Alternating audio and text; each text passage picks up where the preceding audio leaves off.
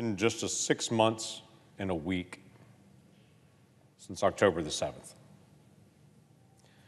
The whole world was shaken as a flood, as they actually called it, an Al-Aqsa flood of Hamas terrorists came through the wall separating Gaza and Israel in multiple places. And over the next several hours, they murdered 1,200 Israelis. They took 253 hostage, including 133 that are still hostage still today. 6 months and a week. Last week, now I guess 9 days ago, I was in Israel. Spend time with Israelis, to meet with multiple different leaders, and get a chance just to be able to talk to different folks in different parts of the country, see what's going on the ground. This is a painful moment for the entire world, but definitely a painful moment for Israel and for the entire region. We think back just 7 months ago, and all the conversation was normalization between Saudi Arabia and Israel. And then a group of Hamas terrorists stepped in and killed as many people as they possibly could in an effort to also kill that normalization that's happening around the entire region, to do whatever they could to be able to drive a wedge, and so that peace could not continue to advance in the region.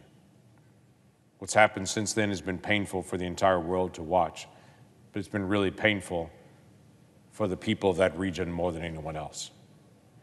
I traveled to the far southern tip of Israel, along the border with Egypt, to be able to meet with some of the folks that are in that area, to be able to talk about the relationships between Egypt and Israel and what's happening day to day. I traveled to the kibbutz that literally are right on the border with Gaza, that are now vacant and empty and devastated. I can't even begin to explain to this body, unless you've seen it before, the pain of walking through a large kibbutz where there were hundreds of people that lived just a few months ago, and now to see every building shot up with bullet holes, burned, destroyed, and think it's 6:38 that morning during a Jewish holiday on that Saturday morning, October the 7th. Many people were still asleep when a group of Hamas terrorists came into their homes and murdered many in that village and took many hostages from that kibbutz. We could literally walk by the doors, and the person who was walking with us could say, "That family died, that family's a hostage, that family died," and go door to door as we walk around to be able to see it. The person who was walking us through could even walk us through his own home, which is obliterated, and his son's home right there, who died. And then he could point to Gaza and say, "My other son is over there in Gaza right now." At the same time, flowers were blooming and the grounds were beautiful, and you realize the irony of this moment. Hostages being held in Gaza, families that are struggling every single day trying to make sense of this craziness, and trying to figure out why a peaceful kibbutz, living their lives, farming, manufacturing, was overrun by a group of terrorists. Right up the road, we stopped by the Nova Festival site, which is an absolutely beautiful location for an outdoor concert, for venues, for gathering, and has been for years. The trees and the setting, it's just beautiful. But the day that we were there were echoing noises of artillery that was being fired off literally within hundreds of yards of us as we were meeting with some of the folks that survived the Nova Festival. A person in particular that we got a chance to be able to chat with and to be able to pick her brain about the what happens next was in one of the bomb shelters, because there was a launch of missiles coming at them, but then those bomb shelters became places where literally they were sitting ducks for the terrorists as they came in with gunfire. We traveled all the way to the north, had the opportunity to be able to visit with some of the mayors that are right along the border with Syria and with Lebanon, where whole towns are evacuated, whole towns, where people can't survive the onslaught of artillery coming at them constantly. We lose track of the fact that there are about 250,000 Israelis that are right now internally displaced as well. that live along the border with Gaza or live along the border with Lebanon or Syria. Those folks have also had to flee. Because while the world in the last several days has talked about 330 drone strikes, missile strikes, ballistics, and cruise missiles that have come at Israel from Iran directly, for some reason the world has lost track of the fact, not about the 330 bombs and missiles that have come at Israel in the last week, but the 12,000 rockets that have been fired at Israel since October the 7th. 12,000. 9,100 of those rockets have come in from Gaza, launching at civilians in Israel. 3,100 of those rockets have been launched from Lebanon, from Hezbollah, into the north of Israel, and 35 rockets have been fired from Syria at Israel. And I asked people, how many rockets would be fired at your house before you would respond in a way to be able to make it stop? Israel has had 12,000 fired at them since October the 7th. The United States was never, ever put up with that without responding in a forceful way to say we're going to make it stop. There's been a lot of conversation about Rafah. So I had a lot of conversations with Israeli leadership to be able to talk to them about the plan and what they're going to do. You see, there's Hamas brigades. Now, we think about terrorism often as just random terrorists that are gathering, but Hamas actually has a military structure with brigades that they've actually put together of fighting brigades. Most of those brigades have been broken up. The remaining brigades of Hamas terrorists are all living underground at Rafah. And while we need to do everything we can, and I had great conversations with Israelis about everything that they're doing to be able to protect civilians and to protect civilian lives that have nothing to do with this onslaught of terrorism, they're also keenly aware that the people that are living underground in Rafah are making public statements on social media that as soon as this war is over, they're coming again to do another October the 7th. And the Israelis are being very, very clear, we're not going to allow that to happen. We're not going to allow our Israeli citizens to be slaughtered in their beds early on a Saturday morning again. So they're doing everything they can to be able to prepare for that moment, to be able to stop the group of terrorists that are living underground. It's interesting to me when I think about the Hamas terrorist organization. In the United States, our military trains and prepares itself to get between violence and civilians. Hamas does the opposite.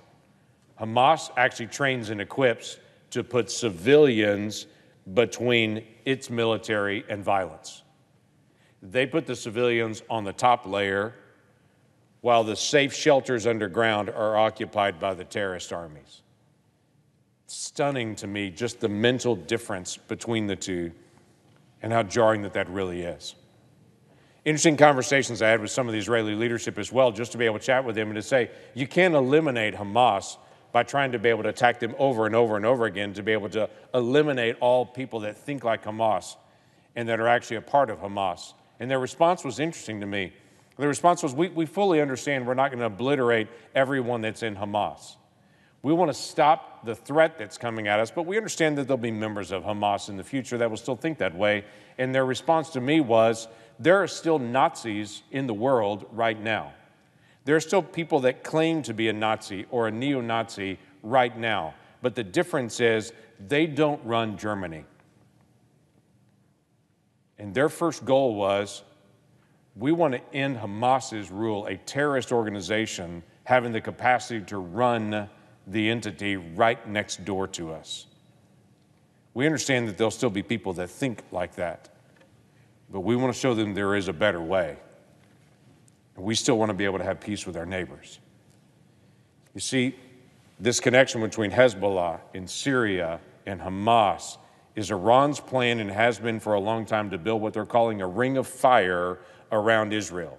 It was their way of protecting themselves for the Iranian regime, that if they made it so violent around Israel, Israel would never actually attack Iran. That was their plan. What's interesting was Israel has been working to be able to build a ring of ice around Iran. That's the Abraham Accords. As Iran is trying to make the region more violent, Israel is trying to make the region more peaceful. It's stark when it's side by side, isn't it? Israel's working to build relationships and has with UAE and with Bahrain. They've had long-standing relationships with Jordan and with Egypt. They're working in their relationship with Saudi Arabia as they've even added Morocco into the Abraham Accords. They're building a ring of ice through the region to bring the temperature down in a violent, hostile area. And for the folks that are in Hamas, they hate the thought of that because they don't want normalization. They want violence and control. And as they scream river from the river to the sea, they mean the death of every Israeli and, quite frankly, every Jew worldwide. And they've been clear about that. Now, what do we need to do as Americans? I think we need to be attentive on several areas. One is Russia has formed an alliance with Iran. Many of the weapon systems that are being shot right now at Ukrainians are actually Iranian weapon systems, and we should not ignore that. This alliance between Russia and Iran continues to grow. In just the past several years, Russia has dramatically increased its number of military bases in Syria. They have now gone over 100. They're at 103 bases now in Syria that are Russian active bases. We should pay attention to that. For Iran, we've seen clearly what they're doing, how they continue to attack. Again, there's this focus on 330 drones, cruise missiles, and ballistic missiles that were fired at Israel just this past week. What people may not be tracking is what continues to happen from Lebanon with the Iranian-backed Hezbollah continuing to attack Israel. Just in the past 24 hours, Hezbollah has attacked northern Israeli communities and cities 6 times in the last 24 hours. But of course, no media is covering that.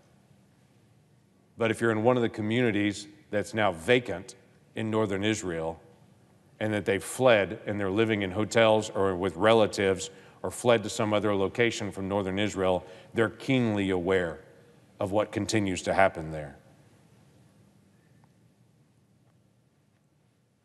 We've got to deal with the continued threat and awakening from Russia, but we've got to also think seriously about what's happening with the regime in Iran. We as a nation have tried to pacify Iran. We tried to isolate them diplomatically. Now, I don't call for a military attack on Iran. No one wants a violence and war.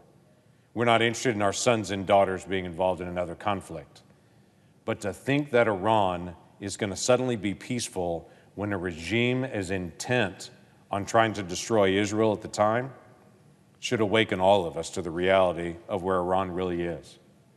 It was also good to be able to see when 330 projectiles were coming at Israel this week, the Americans stood by their side. They shot down a lot of those. The Israelis obviously shot down the majority of them, but the British also were engaged in shooting those down. We had French that were engaged, but also the Jordanians were engaged. The Saudis were engaged. The region is pushing back on a violent Iran that is intent on making the region worse and more unstable, not better. Iran has used the vacuum of what's happened in Syria to move in their radicalism across Syria. And they continue to make it a more and more toxic place in Syria and in Iraq. We as the United States should turn up our sanctions even more. We as the United States should isolate Iran even more. We as the United States should use every leverage that we have to isolate not only their economy, but to be able to be focused in on that regime. Because quite frankly, that regime is oppressing its own people. Our problem as a nation is not the Iranian people. They're living under the oppression of the Iranian regime as well. It is the regime that's there. And while some members of this body have called for a change in leadership in Israel, I would call for a change in leadership in Iran, because that's really the problem in the region. And we should find ways to be able to apply as much pressure as we can on that regime and to be able to message to the people of Iran as often as we possibly can. We see you in the oppression that you live under every single day, and we wish better for you, for well-educated young men and women who live under the oppressive thumb of that leadership. Something else we can do as the United States is stop allowing our soil to be the place where the Iranian regime can spew their hatred. This Thursday, the Iranian foreign minister is flying to the United States to be able to speak to a group of people at the UN. And our administration has given him a visa. I have called on Secretary Blinken to say literally, this is one of the Iranian leaders who is a leading voice in the IRGC, who is a leading voice in the attack in the preparation for October the 7th, who is a leading voice of hatred towards the United States and the West and our ally Israel. We should not extend a visa while Iran is attacking actively from their soil and from all of their proxies. We should not extend a visa to the Iranian foreign minister to come stand on our soil in our country and spew his hatred. If he wants to do that internationally, he can. Now, I understand the UN is a body and a place where we've allowed voices from all over the world to come speak. But you know what? There was a moment when President Obama denied a visa to Iranian leaders because of where they were. There was a moment when President Trump also denied some visas to some of the Iranian leaders because of what they were actively doing. This is a moment when President Biden and Secretary Blinken should tell the Iranian foreign minister, not this week, not right now, not at all. When you're attacking our friends, we should not loan them bits of our soil to do it from our territory. We should make it clear that the Iranian leadership that oppresses its own people and attacks our allies, and by the way, uses their proxies to murder Americans that are also serving in the region, we should make it very clear we will not allow that on our soil. I made it clear when I was in Israel that the people of the United States see the people of Israel. We understand what they're living under. And as a nation who's faced terrorism in our nation, we understand the emotion that they have at this point. And we understand their tenacity. We as the United States should be very clear. We have an ally, and it's Israel. We're going to walk with her. We're going to help Israel in every way that we can, because she has been attacked and is in the middle of a war. And when you walk through the streets of Tel Aviv or Jerusalem, you feel it. Just like when you're walking through the streets along the border with Gaza and Lebanon and Syria, you feel it.